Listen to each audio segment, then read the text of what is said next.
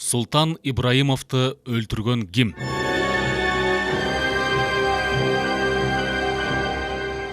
Авторы Токторбай Урманбетов.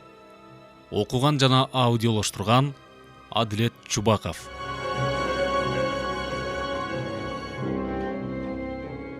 Документалдуу повестте кыргыз элинин атуулуу Султан Ибраимовдун өлүмүнө байланышкан тергөө ишинин жүрүшү чагылдырылган. Автор фактыларга таянуу менен журналисттик көз караштагы иликтөөлөрдү жүргүзүп алган. Сунуш кылынып жаткан китепче окурмандардын арасында жандуу пикирлерди туудура алат деген ойдобуз.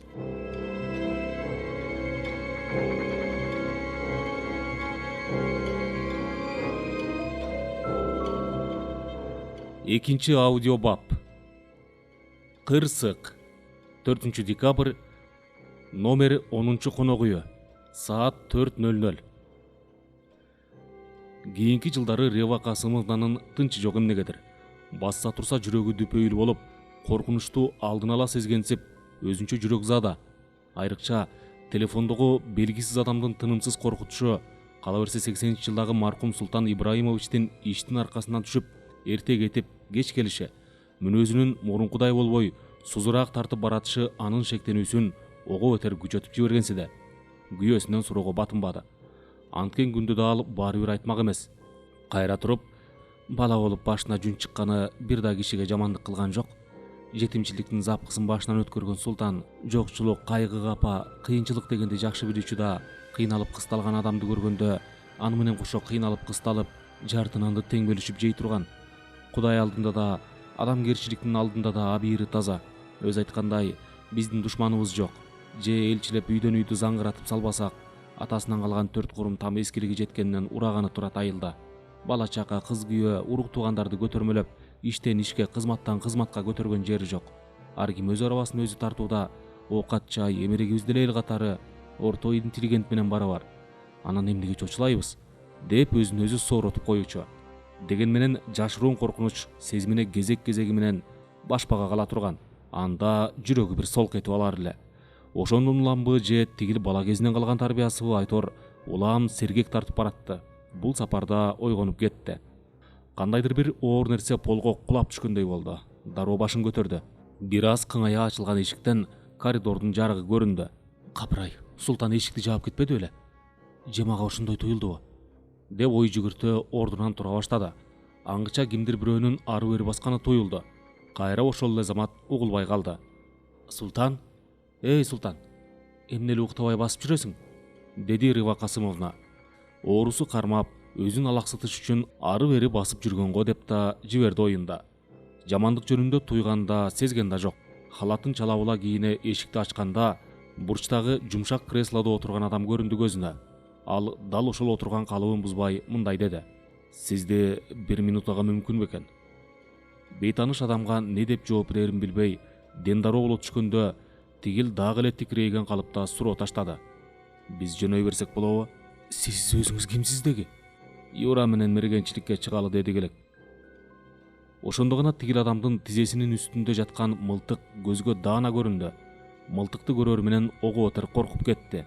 Анын үстүнө чоочун адамдын көрүнүшү башкача эле. Сакал муруту өскөн, өңү азыңкы, көзү күйүп тургандай. Тегинин нары өткүр, нары суз көзү менен мылтыкка алмак-салмак карай берген Рева Касымовна бир аздан соң эсин жыйнагандай болду. Эмне үчүн мынчалык эрте чыгасыңар? Планыбыз өзгөрүп кетти. Аны кожоюндан сураш керек. Кожоюн кайда жатат? Бул жактабы? Деп чоочун адам башы менен тигил тарапка жаңсай, анан колундагы чалкан журналын бир азга кармалап турду да, аны столго кайдыгер ыргытып койду. Ушул иштин баардыгын отурган калыбын жазбай, Рева Касымовнаны тиктеген бойдон жасады. Тиктеген бойдон ордунан турду. Ошондо гана анын бүткүл турпатын даана көрдү Рева Касымовна. Ал арык чырай, бирок карылуудай сезилди. Бою орточо 170-175 сантиметр, жылаң баш. Үстүндө териби же тери сымалбы, айтор ошого окшогон материалдан жасалган кара куртка, бутунда өтүк. Мылтыгын оң колуна кармай, дагы эле Рева Касымовнадан көз албай тиктеп турду да, анан бурула берип, алгач Султан Ибраимович жаткан тарапка көз жиберди. Ошол тарапка барсамбы, барбасамбы деп ыргылжың болуп жаткандай. Анын оюна не кирип, не чыкканын ким билсин. Рива Касымовнага ушундай туюлуп жатты. Аңгыча шарт артына бурулуп, биресе аялды, биресе эшиги ачылган бөлмөнү тиктеп туруп, анан тепкич менен төмөнкү кабатка тез-тез түшүп кетти. Кечирип коюңуз, кымбаттуу окурман. Темирди кызуусунда деген кеп бар. Анын сыңарындай түшүнүктүү болсун үчүн дал ушул учурда кыстара кете турган бир жагдай болуп калды. Тигил мергенчи кылгылыкты кылып, кылжып менен бууп коюп туруп, жумшак креслода бекеринен отурган жок. Ал Рива Касымовна менен небереси Айбекти күтүп отурган. Алардын үстүнө уктап жатышканда деле кирип бармак адатынча. Антпеди, өзүнүн ою менен өзү алек болуп жатты. Бир жагы тирүү күбөнү калтыргысы келбесе, экинчи жагы мыкаачы, кан ичкич болсо да адамзаттын пендеси эмеспи? Бейгүнөө аял менен жаш наристени өлүмгө кыйбай жатты көрүндү. Анын чыныгы сырын ошол кылмышкерден башка эч ким билбейт деңизчи. Бирок делолор менен таанышып отуруп, мен дал ушундай жыйынтыкка келдим. Акыры эне менен жаш бала ыйык деген сезимге алдырдыбы, айтор тигилерге кол көтөрбөстөн алар үчүн деген окту мылтыкка салган бойдон кетти. Эскерме. Уурунун куйругу кууш деген кеп бар. Демек, ал кандай кылмыш кылса да аны тез бүткөрүүгө, эл көзүнө көрүнбөй качууга аракет кылат. Бул сапар биз сөз кылып жаткан мергенчибиз логикага карама каршы иш кылды. Кеминде 2 сааттын ар жак бер жагы кылмыш жасалган жерде болду. Эгерде кимдир бирөөнү өлтүрүү керек болсо, эмне үчүн аны тез эле өлтүрүп, ошол замат качып кеткен жок? Рива Касымовна менен Айбекти не себептен тирүү калтырды жана эже менен эмнеге кыйрага тиктешип турду?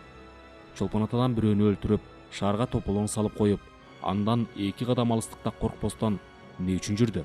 Бул эмне? Колго түшүп калам дегенден коркпогондукпу? Же анын ар жагында дагы кайтаруучусу барбы? Бул кымбаттуу окурманым сиз үчүн маалымат.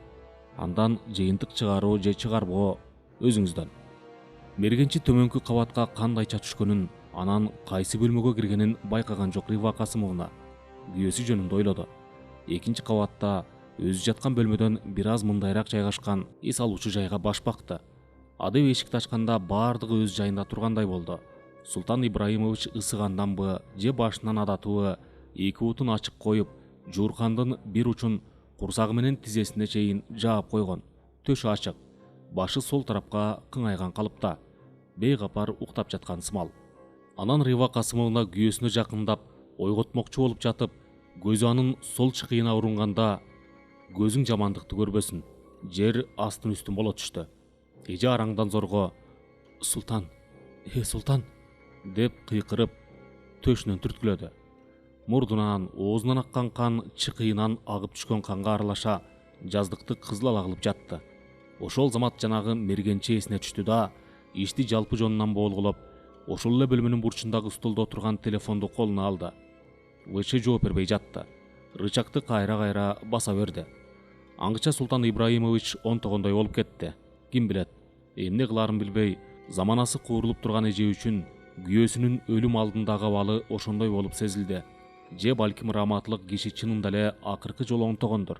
Айтор, ошондо гана Рива Касымовна өзүн өзү токтотту. Жанатан бери рычагты баса берип тажаганда телефонду таштады. Врачты издөө керек деген ой менен бөлмөдөн атып чыкты. Төмөнкү кабатка түшүп бара жатып небереси Айбекти эстей коюп, кайра көтөрүлдү.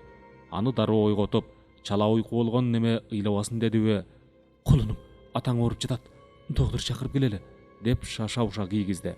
Анан халатынын үстүнөн пальтосун жамына ылдыйкы кабатка түштү.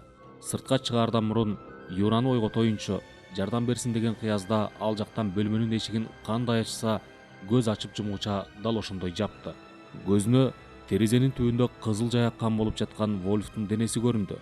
Тула боюн ого бетер калтырак басты. Ошол учурда телефон шыңгырады.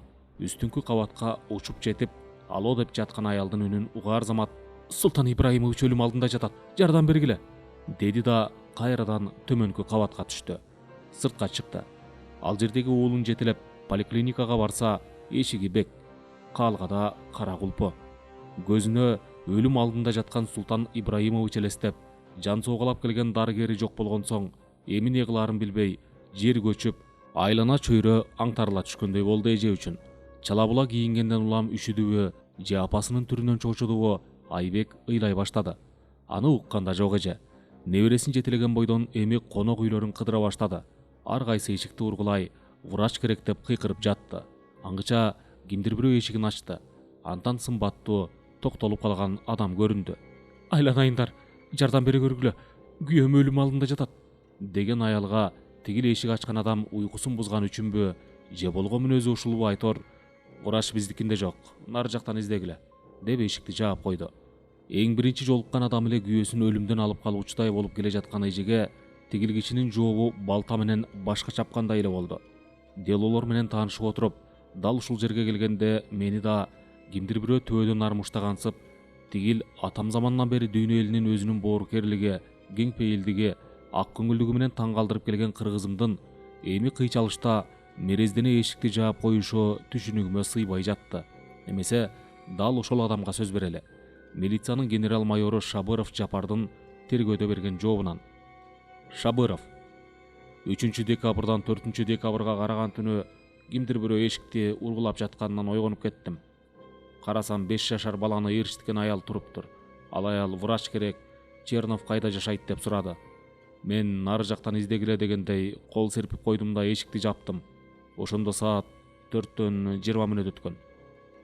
Айыл жеринде иштеген бирөө болсо да мейли, а бирок органда иштеп, болгондо да кылмыш иштеринин кыйласын териштирип, ар бир учурга көз жаздымында байкалбай кала турган ар кандай жагдайга маани берүүчү адамга таң атпай врач издеп келген аял кишинин болгондо да 5 жашар баласы менен жүрүшү, көз жашынын 10 талаа болуп агып турушу шектүү көрүнгөн жок. Охо бусурманым, жок дегенде врач кимге, эмне үчүн керек деп сурап койсо болбойбу? Рива Касымовнанын Султан Ибраимовичтин зайыбы экендигин балким Шабыров билбестир. Кеп анда деле эмес. Кыргызчылык, бусурманчылык үчүн мындай учурда жөлөп таяп коюу парыз го. Жок дегенде милициялык кесип боюнча таң атпай жүргөн аял кишинин врач издеп жүрүшү кызыгууну туудурган жокпу? Же алардын интуициясы күн чыкмайынча иштебейби? Балким бул кайдыгерликтир. Андай болсо аны номер 6 кайдыгерлик деп коюңуз, кымбаттуу окурманым. Ошентип Рива Касымовна көз жашын 10 талаа кылып, кыштын таң зарындагы кычыраган суугунда ыйлаган айбекти жетелей үйдөн үйдө кыдырып жүрдү. Жок дегенде бирөө чыгып, эмне болдуңар деп сурап койсочу, сыйпалагандай эч кимди таппайсың. Аңгыча коңшу конок үй тараптан 3-4 караң көрүндү. Кудай жалгап дарыгерлер экен. Эже ага жолгары менен Султан өлүм алдында жатат, жардам бергиле дегенге араң жарады. Тигилер ошол замат номер 10 конок үйүн көздөй жөнөштү. Рива Касымовна элдин эң артында калып, Айбек экөө жетелешип келгиче врач 1-кабаттагы Юра Вольфтун өлүгүн көрүшүп, жаңы гана коридорго чыгып жатышкан экен. Эшиктен баш баккан Рива Касымовнадан Султан Ибраимович кайда жатат деп сурашты. Эже сүйлөөгө шайы келбей, жогорку кабатты көрсөттү. Тигилер бир азга буйдала түштү да, министрдин орун басары Чернов ооруп жатат, биз ошого барып келе калалы деп убай-чубай сыртка чыгып кетишти. Ошондо айласы анык курган Рива Касымовна: "О, жараткан, эмне жазыгыбыз бар эле. Кайсы кылган күнөөбүз үчүн бул азапка туш болдук.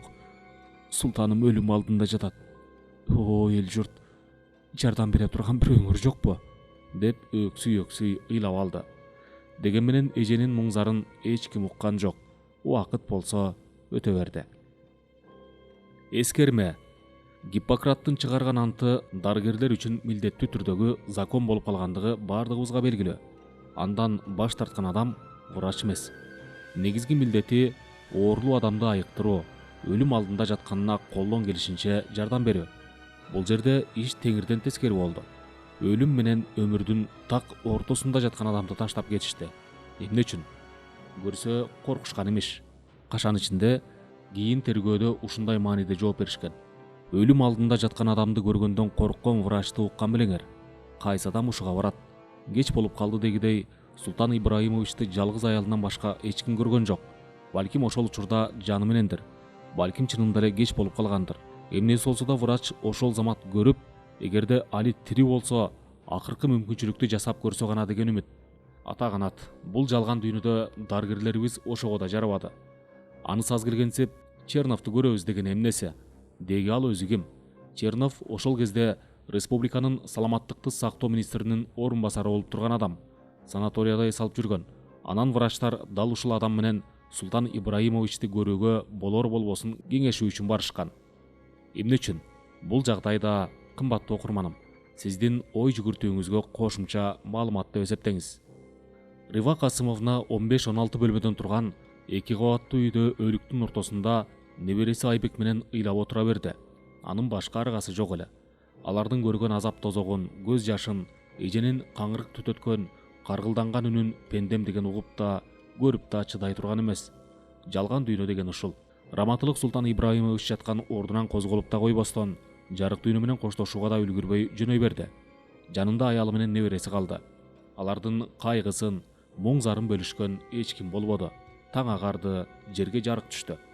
Бизди да бирөө жыга чаап кетишпесин деп, ушуну эле күтүп турушкандай, биринен сала бири номер 10 конок үйүн көздөй агыла башташты. Алардын ичинде жашы да, карысы да, кызматынын чоңу да, кичинеси да бар. Ошондо Рива Касымовна кандай ойдо болду экен? Өңгөсүн билбейм. Өлүм алдында жаткан Султан Ибраимовичке өз убагында кол сунууга жарап коюшпай, эми түштөн кийин убай-чубай келип жатышкан жердештерине ичинен нааразы болуп, анысын да ачык айта албай жатканын билем. Кабар райондук ички иштер бөлүмүнө жетип, ал жактан милициянын начальниги Сагынбаев, райоткомдун төрагасы Турсуналиев, прокурор келишти да, окуя менен таанышып, эксперттер келгиче деп, ал жакка кирүүгө тыюу салып коюшту. Баса, ага чейин өлүктүн үстүнө кирип көрүшкөн Шабыров, Плахех, Черновтар кылмышкердин изи болушу мүмкүн деген ой менен алыстан туруп көрүштү да, калгандарына бул жакка кирүүсүнө тыюу салышкан. Аңгыча Фрунзеден борбордук комитеттин экинчи секретары Фомиченко, КГБнын председатели Ламов, ички иштер министри Габидуллин келишти да, сөөктү вертолетко салып Фрунзеге алып келишти. Алардын арасында али көз жаштары кургай элек Рива Касымовна менен Айбек да бар эле.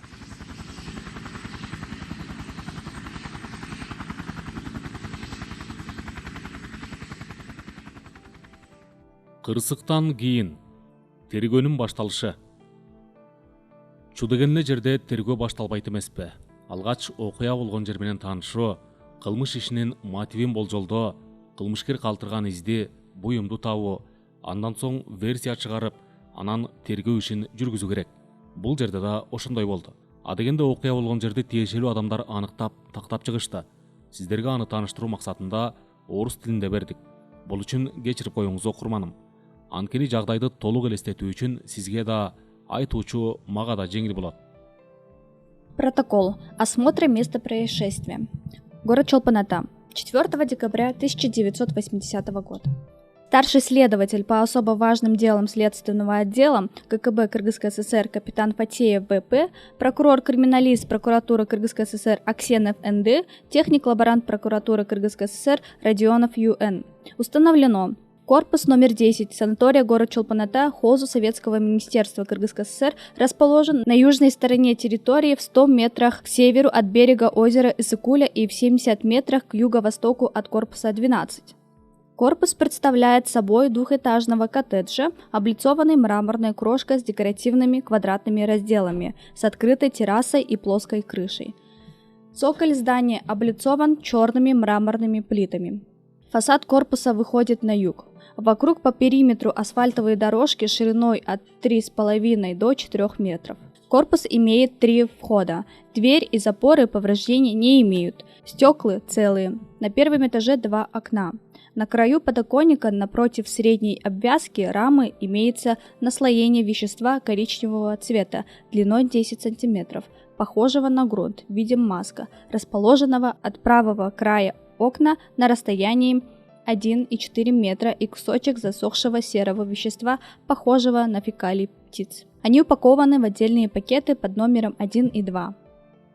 На бетонной отмостке и прилегающем к корпусу газоне каких-либо следов и предметов не обнаружено. При наружном осмотре двери и обработке ее поверхности черным порошком сажи и окиси меди, в дальнейшем будет применяться такой состав порошка, выше от замка и справа по ходу от торца с наружной стороны двери обнаружен 51 потяжеровой след пальцев рук на участке размером 24 на 85 см. На торце выше лицевой планки на участке длиной 51 см обнаружено 7 следов пальцев рук. Осмотр комнаты Юрия Артуровича Вольфа, в правом наружном кармане пиджака носовой платок. В нагрудном наружном кармане листок от тетради в клетку, сложенный в четверо с записями и выполненными красителем синего цвета, начинающийся словами «Мозг 403, 408, 412, 426, 427» и заканчивающий цифрами 412, 2102. Во внутреннем большом отделении бумажника двойной лист бумаги в линию, на котором через копировку фиолетового цвета исполнен рукописный текст. Начинается словами «Пресвятая Богородица» и «Там вдали Иерусалима», заканчивается словами «Во имя Отца и». Вдоль западной стены у окна головой на юг, ногами на север лежит труп, накрытый одеялом вишневого цвета с белым пододеяльником на нем. Пододеяльник в области головы имеет бурые пятна, похожие на кровь. Справа волосистой части затылка на расстоянии бугра вправо и 4-5 см, вверху овальной формы 4 на 4 см. Труп лежит на спине. Осмотр комнаты султана Ибраимовича. На левой кровати головой на восток лежит труп Ибраимова султана. Голова на подушках слегка повернута вправо. Тело сверху, начиная от мочевидного отростка, прикрыто ватным одеялом синего цвета с белым пододеяльником. Труп лежит на спине, слегка обращен на правый бок. Левая рука согнута в локтевом суставе и прижата к грудной клетке. Кисть лежит на животе. Правая рука слегка откинута вправо, согнута в локтевом суставе. Предплечье и кисть лежат на кровати вдоль туловища. Ноги прямые, вытянутые, пятки касаются постели, носки раздвинуты в сторону. На расстоянии 6 см влево от наружного угла левого слиза имеется овальной формы ранка размером 0,4 см. В левом ушном проходе сгустки крови и частицы мозгового вещества. Из носовых ходов и рта вправо по щеке потеки крови. Выходного отверстия огнестрельного ранения не имеют. На тумбочке футляр от очков коричневого цвета и книга «Корни дуба» Всеволода Овчинникова. Окуя болгон жерде толугу менен таанышып чыгышкан соң төмөндөгүдөй токтом кабыл алынды. Постановление о возбуждении уголовного дела. 4 декабря 1980 года, город Чолпан-Ата. Заместитель начальника следственного отдела Комитета госбезопасности Кыргызской ССР подполковник Дикамбаев, рассмотрев материалы по факту убийства Ибраимова Сы и Вольф Юа, установил: 4 декабря 1980 года в город Чолпан-Ата из Кульской области неизвестное лицо выстрелом малокалиберного огнестрельного оружия совершил убийство председателя Совета министров Кыргызской ССР, депутата Верховного Совета СССР Ибраимова Султана и водителя его автомашины Вольфа Юрия Артуровича. Принимая во внимание, что из указанных материалов усматривается мотив уголовного преступления, руководствуясь требованием статьи 101 УПК Кыргызской ССР, постановил по факту убийства Ибраимова Султана и Вольф Юа возбудить уголовное дело по признакам статьи 60, часть 1 Уголовного кодекса Кыргызской ССР, присвоить ему номер 521 и провести расследование. Копию настоящего постановления направить в прокуратуру Кыргызской ССР. Замначальник следственного отдела Кыргызской ССР подполковник Дикамбаев. Согласен председатель КГБ Кыргызской ССР генерал-майор Ломов. Мына ушул токтомдон кийин тергөө кызматкерлеринин бир канча версияларды иштеп чыккандыгы талашсыз. Алардын биринчиси теракт эле. Республиканын булуң бурчуна дейре дуу боло түшкөн 4 декабрдагы суук кабар жумурай журтту дүрбөлөңгө түшүрүп, бардыгы тең бир ооздон макулдашып алгансып, ар кайсы жерде теракт деп жатышты. Айрымдары күнөөлүүлөрдүн ысмын атап жиберишти. Жашырганда эмне? Номер 1 кандидатура Турдакун Усубалиев эле. Эл оозунда мындай кептин чыгышына бекер жерден өрт чыкпайт дегендей негиз бар болчу. Ошол кезде кант кызылчасы менен пактанын түшүмү жылдан жылга азайып бараткан. План болсо чоң. Которуштуруп айдоого мүмкүнчүлүктүн жоктугунан өсүмдүктөргө жугуштуу илдет жабышып, абалды дагы бир сапар кыйындатып жибергенси да, коомдук мал үчүн тоют топтоого сугат жери аздык кылып жатты. Бул маселелер республикалык масштабтагы кеңешме чогулуштарда бир нече жолу коюлуп, ар түрдүү пикирлер айтылды. Ошондо ош тараптан жаңыдан келген Султан Ибраимович маселени кабыргасынан коюп, Кыргызстан Компартиясынын пленумунда да, съездинде да чыгып сүйлөп, айрым бир кедерги болгон көрүнүш жагдай гана эмес, адамдардын ысымдары да аталган. Аңгыча КПССтин съездине даярдык көрүлүп, анда Султан Ибраимов сүйлөйт экен деген каңшаар жүрүп калды. Ошол убакта минтип каргашалуу кырсыкка учураганда, эл аны тиги биринчи секретардан көргөн үчүн, кээ бири ушул күнгө дейре ошондой деп эсептешет. Журналист катары мен мындай ушакка ошондо эле ишенген эмесмин. Азыр да Турдакун Усубалиевич жөнүндө пикирим таза. Муну коркконунан айтып жатат дебеңиз, кымбаттуу окурманым. Баса, кандай ойлосоңуз эрк өзүңүздүкү деңизчи. Менин коркконум таза кишиге курулай күнөө коюш. Аны далилдөөгө аракет кылып көрөйүн. Республиканын биринчи секретарынын күчү ал кезде калп айтканда эмне? Жеке бийликти жүргүзүп турган падышанын же хандын күчүндөй эле бар болчу. 20 жылга жакын иштеп калган биринчи Москванын кыйла чоңдору менен да жаман эмес болчу. Алардын аттуу баштоосунан Брежнев менен Черненкону санасак эле жетиштүү болот го. Ошентип, мынчалык таянычка ээ болгон нары акылдуу көрөгөч биринчиге кокус Совминдин председатели Кашачинде баса, ал бул кызматка дал ошол биринчинин сунушу менен келген. Жакпай калса, аны ар кандай шылтоо менен алып коюш биринчиге оңой эле болмок. Чынында эле Султан Ибраимовичти атаандаш катары эсептеп, кутулуунун жолун көздөсө, дал мен айткандай кылмак. 1-2 жылдын аралыгында маркум председатель саясий арена гана эмес, чарбалык майданга да чыга алмак эмес. Ошентип, баш көтөргөн адамдан кутулуунун ушундай жылма жолу турса, биринчи ошого кантип барсын?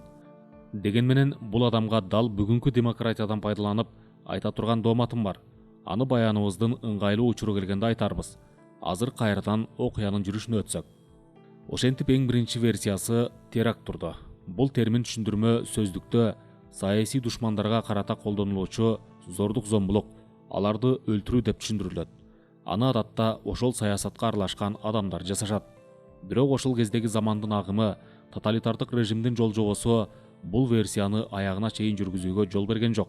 Борбордук комитеттин саясий бюросунун мүчөлөрү гана эмес, БКнын бөлүм башчылары, Совминдин председателинин орун басарлары, айрым министрлер, алардын ичинде ички иштер министри, республиканын прокурору, КГБнын председатели жана алардын орун басарлары тергөөгө алынган жок.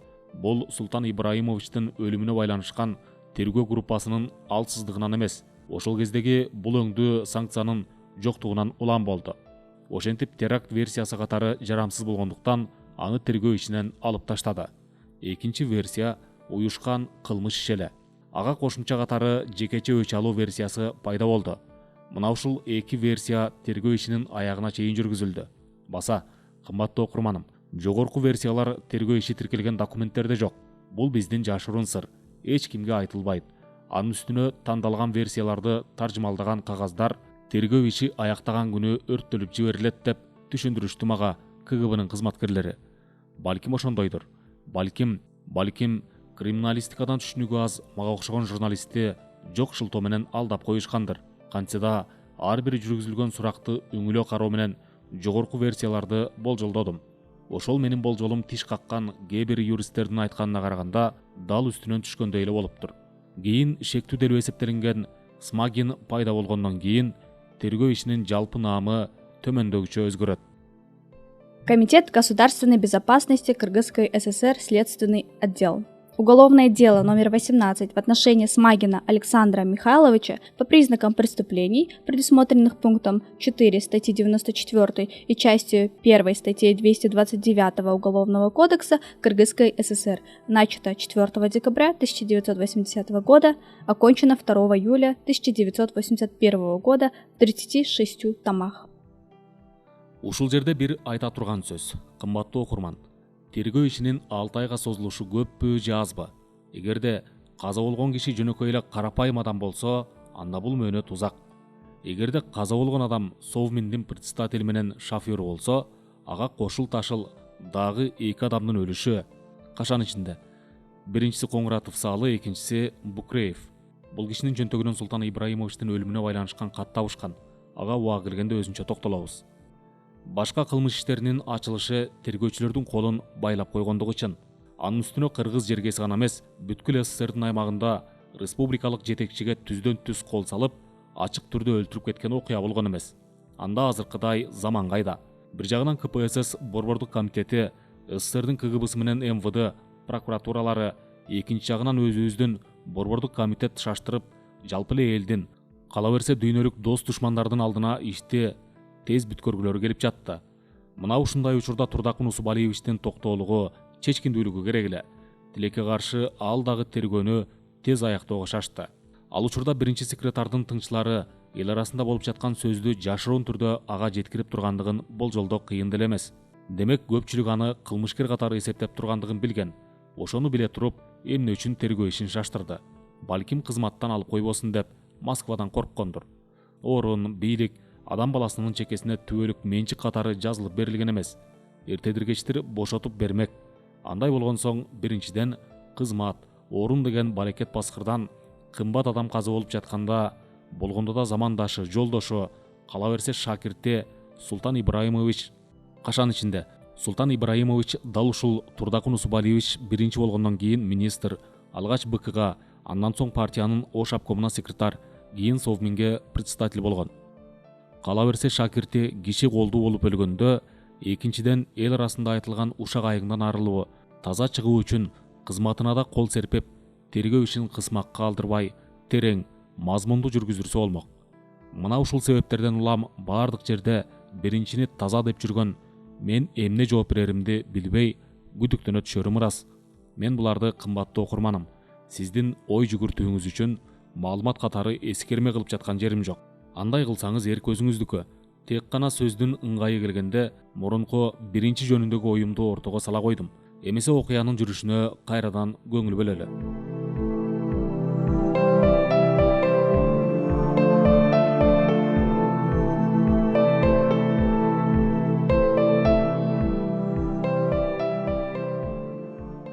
Кырсык кандайча болгон? Баяныбыздын баш жагында Юрий Вольфто кино көрүп келгенден кийин биринчи кабаттагы эс алуучу бөлмөгө кирип кетти дегенбиз. Чынында эле ошондой. Бирок анын уйкуга качан киргендиги, ага чейин эмне кылгандыгы белгисиз. Тергөө ишинин маалыматтарына караганда бөлмөнүн 3 көздүү терезесинин бир жагын ачып коюп, кашан ичинде ошол эле бир көзүнүн бийиктиги киши боюндай келип турасы 70-75 сантиметр. Юрий Жуковдун «Один миг из тысячи» деген китебин окуп жатып, электр жарыгын өчүрбөстөн уктаган. Кандайынан болсо да кылмышкер түнкү саат 2 ченде ачык турган терезеден кирген. Вольфтун качан ойгонгондугун так айтуу кыйын. Балким кылмышкер терезеден кирип келе жатканда ойгонгондур. Балким ал үйдүн ичине киргенден кийиндир. Же болбосо аны мылтыктын кундагы менен түртүп ойготуп алгандыр. Мындайда ар кандай божомолдун болушу мүмкүн. Алардын ичинде Вольф уктабастан китеп окумуш болсо, аны күтүп жаткан болуу керек деген ойдо бар. Бул өңдүү күдүк суроолорго так жооп бере турган экөө тең өлүп кетишти да, тергөөчүлөрдүн колунда факт гана калды. Ошол фактыга таянсак, анда экөө 2 саатка чукул өз ара сүйлөшүп отурушкан. Мындай деп айтууга тартылган 5-6 сигареттин калдыгы негиз берет. Кылмышкер бөлмөнүн эшик жак дубалына жакын коюлган орундукта, Вольф терезенин түбүндөгү орундукта отурган. Тамекинин гүлүн ар ким ар башкача, кылмышкер кээ телефон коюлган столдун бетине, кээ таман алдына түшүрүп, креслого матыра өчүрүп турса, Вольф атайын кагазга түшүрүп да турган. Анан акыркы сигаретин ачык турган терезеден сыртка ыргытуу үчүн ордунан турганда, кашан ичинде? Эскерме, дал ушул кыймыл аракетти эсиңизге түйүп коюңуз, окурманым. Окуянын жүрүшүндө буга дагы бир жолу кайрылабыз. Кылмышкер аны так кара кушка аткан.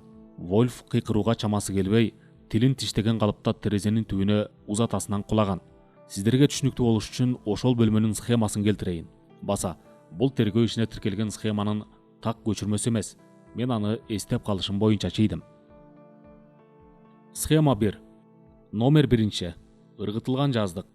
2. Кылмышкер отурган стул. 3. Ыргытылган жаздык. 4. Вольф отурган стул. 5. Вольфтун өлүгү. 6. Жууркан. 7. Ачык турган терезе. 8. Бөлмөнүн эшиги. 9. Китеп. 10. Телефон. Номер 11. Светильник.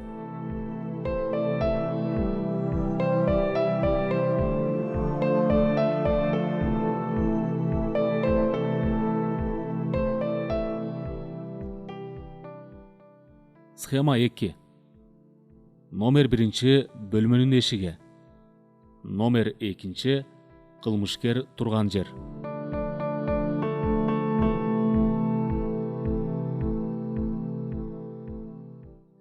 Юрий Вольфту жайлагандан кийин кылмышкер Султан Ибраимович жаткан бөлмөгө кирип, электр жарыгын күйгүзөт да, кашан ичинде? Балким жарык тейден тургандыр. Анткени жарыктык киши китеп окуп жатып уйкуга кеткен. Керебетти айланып өтүп, кашан ичинде? Кийин эксперттердин аныктамасына караганда дал ушул точка ыңгайлуу болгон деп табылган. Керебетти айланып өтүп, сол чыкыйга аткан. Кылмышкер бул иштен соң эшикти сыртынан жаап, коридордогу креслого отуруп, чалкан журналын кармалап турганда Рыва Касымовна эшиктен баш баккан. Окуянын андан аркы өнүгүшү сиздерге маалым.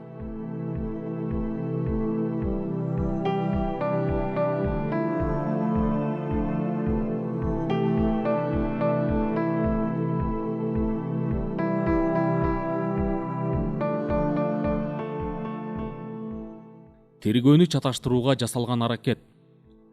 Кырсык болгон 4 декабрь күнү Фрунзе шаардык ички иштер бөлүмүнүн кызматкери Поляков изгубар ити менен санаторияга эртең мененки саат 9:50 келди. Ит номер 10 конок үйүнүн Юрий Вольф жаткан бөлмөнүн терезесинен жыт алдыда жөнөп берди. Ошондо аны алыстан карап турушкандар сүйүнгөндөй болушту. Жыт алды буюрса дешип. Ит терезеден чайка машинасына кашан ичинде баса. Кылмышкер Вольфтун чөнтөгүнөн ачкычты алып, автомашинаны ачып, от алдыра албай коет да, анан ачкычты ошол жерге таштап, андан ары жөө кетет. Чайка автомашинасына жакындап, анын сол жактагы алдыңкы эшигин жыттагылап турат да, андан ары жөнөйт. Асфальт төшөлгөн жол менен көл тарапка багыт алат. Ага 2 метр жетпей токтоп, жээкти бойлой күн батыш тарапка бет алат. Ошентип, дагы бир аз жүргөндөн кийин из жоголот. Итти кайрадан башынан баштаттырышат. Канча аракет кылышса да баары бир дал ушул жерге келгенде ит андан ары жыта албай коет. Тергөө ишине жерге биздин коңшу жана боордош республикалардын, кала берсе Союздук КГБнын, прокуратуранын кызматкерлеринен турган чоң топ катышат да, алар бир нече группага бөлүнүп алышып, бир эле мезгилде шектүүделген жерлерде иштей башташат. Алардын ичинде Чолпон Ата санаториясынын адамдарын да суракка алышкандыгы шексиз. Ал эле дейсиз, бир түндө Совминдин председателинин шофёру менен, андан бир аз мурун ведомстводон сырткары күзөттүн күзөтчүсүнүн өлтүрүлүшү, 4 декабрь күнү милиционердин көчөгө батпай кетиши кашан ичинде? Тагдырдын тамашасы деген ушул. Окурманым, болору болуп боесу кангандан кийин милиционердин жайнап кеткендигин карасаңыз. Элди бир сапар дүргүтүп койгондугу чын. Андайда ушак айың деген тигил жаздын алдындагы коз карындай жер сууга батпай кетет эмеспи? Алардын баардыгы тең чындыкка негизделбеген өйдө төмөн сөз. Мен анын баардыгын тизмелейин деген оюм жок. Бирок ошол ушак айың карапайым элди дагы бир жолу дүргүтүп койгондугу анык. Ага кошумча болуп түнү менен эл көп жүргөн жерлерге белгисиз адамдар тарабынан калайык калкты ошол учурдагы советтик түзүлүшкө, аны жетектеген адамдарга каршы үндөгөн, кайра террористтик күрөшкө чакырган баракчылардын пайда болуп жатышы Чолпон Аталыктарды айрыкча дегемне болуп кетер экен деген калыпта кулак түргөн узун кулактар жеңил ойлууларды ого бетер күчөтүп жибергендей болду. Кантсе да милиционерлер баракчыларды күн сайын ар кайсы жерден сыйрыганга араң үлгүрүп жатты. Жашоо турмушуна башынан эле нааразы, ич күптүүсү бар бир айрым адамдар Чолпон Аталыктарга кошулушуп, ошол эле замат коркутуп үркүтүү маанисиндеги каттарды бардык жерге, Москва, Фрунзе, Пржевальск шаарларынын аттуу баштуу мекемелерине, редакцияларга жөнөтүп жатышты. Алардын ичинде төмөнкүлөр бар. Кыргызстан Компартиясынын борбордук комитетине Цук Фогель деген жашыруун наам менен кат жөнөткөн Фрунзе шаарынын 60 жаштагы тургуну Николай Осипов. КПСС борбордук комитетине ушул эле мааниде кат жөнөткөн 67 жаштагы жердешибиз Касымалы Кадырбаев. Советская Киргизия газетасына орус калкына каршы үндөгөн жалган ысым менен кат жөнөткөн Асаналы Турсбеков. Ошол эле газетага ошондой эле маанидеги катты жиберген Марс Тукуев. Кыргыз СССРнин Саламаттык сактоо министрлигинин номер 4 башкы башкармасынын ооруканасынын атайын бланкасына Чолпон Атадагы окуяга байланыштырып, ар кандай коркутуу маанисиндеги чакырыктарды тараткан Фрунзе шаарынын 8 классынын окуучусу Муса Абдыразаков. Булар атайы изилденип такталган ысымдар. Ал эми белгисиз тейден калгандары канча. Ал турмак чет мамлекетке чейин кабар жетип, барган маалыматты душмандык багытка пайдаланып жатышкандыгын айта көрбөңүз. Жашырганда не, чет жерде жылт эте калган кабар биз үчүн ал кезде өтө чоң намыс эмес беле. Анан Совминдин председателинин киши колдуу болуп өлүшү, ачык эле өлтүрүлгөн Кеннединин өлүмүндөй дүйнөгө дүрбөлөң салып, кала берсе анын артынан ар кандай баракчалардын коркутуп үркүтүүлөрү, анонимкалардын пайда болушу алакандай кыргызды террористтердин уюгу катары көрсөтүп жибергендиги айдан ачык. Дал ушул көз караштан алып караганда КПСС борбордук комитети менен Кыргызстан борбордук комитетинин ишти тез бүткөрүүгө шашышкандыгы ырас. Кымбаттуу окурманым, мен буларды бекер жеринен санап жаткан жерим жок. Анын эки себеби бар. Биринчиси ошол убактагы жалпы абалдан маалымат берүү. Экинчиси тергөө ичине эч бир тиешеси жок ушул сыяктуу нерселердин органдын кызматкерлеринин көңүлүн алагды кылып коюшу. Мынча болду дагы бир фактыга токтололу. Кырсык болгондон 3-4 күндөн кийин райондук милицияга 1942 жылы туулган Полетчук Валентин Панкратович деген адам келет да милиция кызматкерлерин күбөгө тарта Фрунзеге кат жөнөтөт. Андан соң Совминдин председателин өлтүргөндүгүн мойнуна алат. Сурак башталат. Ошондо барып гана кылмышкердин жалган экендигин түшүнүшөт. Көрсө ал окуяны элден укканы боюнча болжолдогону болбосо, качан, кайсы жерде, кандай шартта өткөндүгүн билбейт экен. Дагы бир кызыгы, өзүнүн кош ооз мылтыгынын бир нече огун качан ичинде, анын ичинде атыл электери да атылгандар да бар. Санаториянын ар кайсы жерине таштоого үлгүргөн. Жалган кылмышкер нерв оорусуна чалдыккан, наркотиксиз тура албаган адам экендиги аныкталып, тергөөдөн четтетилет. Аңгыча болбой 10 декабрь күнү Чолпон Ата шаарынын Тоголок Молдо көчөсүнүн номер 4-үйүнөн Букреевдин асылып турган өлүгү табылат. Текшерүүдө сырт кийиминин чөнтөгүнөн баракча чыгат. Анда мындай деп жазылат: В органы Букреев, уходя из жизни, не совершил ни одного преступления. Был подставлен маяком Прокудиным Сашкой. Это его рук дело убийства министра. Так что он за человек, вы разберитесь сами. Подпись. Мен бул жерде текстте кандай жазылса, дал ошондой бердим. Ошентип, бул багытта иштөө башталат. Бир канча адам сурактан өтөт. Анан барып гана эч жерде иштебей, иштесе да чеке жылытпаган бир жагы алкаш, бир жагы наркоман адамдардын бири-биринен өч алуусу экендиги аныкталат.